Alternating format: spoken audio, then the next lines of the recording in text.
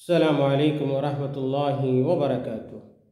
محترم ناظرین اور سامعین، اللہ کے رسول صلی اللہ علیہ وسلم کی ایک نہایت ہی مشہور اور معروف حدیث ہے، جس حدیث کے راوی مشہور صحابی انس بن مالک رضی اللہ تعالیٰ عنہ بیان فرماتے ہیں کہ اللہ کے رسول صلی اللہ علیہ وسلم نے ارشاد فرمایا: لا یؤمن احدکم حتی یحب لأخیہ ما یحب لنفسہ۔ یہ روایت صحیح بخاری اور صحیح مسلم کی ہے۔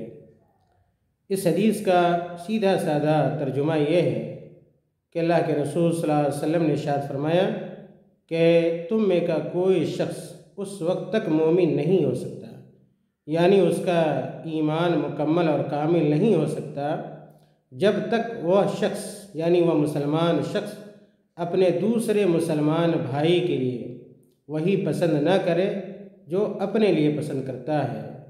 غور کریں کہ ہم مسلمان ہیں، صاحب ایمان ہیں، کتاب و سنت پر ہمارا یقین ہے، اعتماد ہے۔ کیا آج ہمارے اعمال یا یہ کہ آج ہمارا رویہ اس حدیث کے مطابق ہے؟ کیا ہم اپنے مسلمان بھائی کے لیے وہی پسند کرتے ہیں، یعنی وہی اچھا کام پسند کرتے ہیں، بھلا کام پسند کرتے ہیں جو ہمیں پسند ہوتا ہے؟ کیا اگر نماز سے ہمیں محبت ہے تو کیا ہم اپنے دوسرے مسلمان بھائی کو نماز کی تلقین کرتے ہیں؟ اگر ہم نفلی روزوں کا اہتمام کرتے ہیں تو کیا ہم اپنے مسلمان بھائی کو یہ کہتے ہیں کہ آپ بھی نفلی روزہ رکھو؟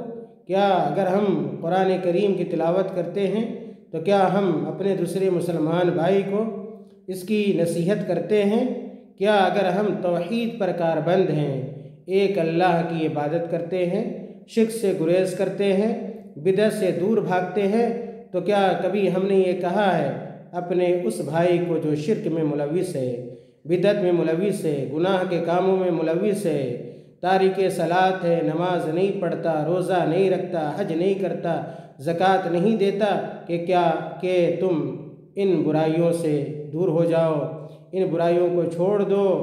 میرے بھائیوں، اس حدیث کا پیغام یہ ہے کہ ہر وہ اچھا عمل، نیک عمل، صالح عمل جو ہم انجام دیتے ہیں، یہ ایک مسلمان ہونے کے ناطے ہمارے اوپر ذمہ داری ہے کہ ہم اپنے دوسرے مسلمان بھائی کو بھی اس کی نصیحت کریں۔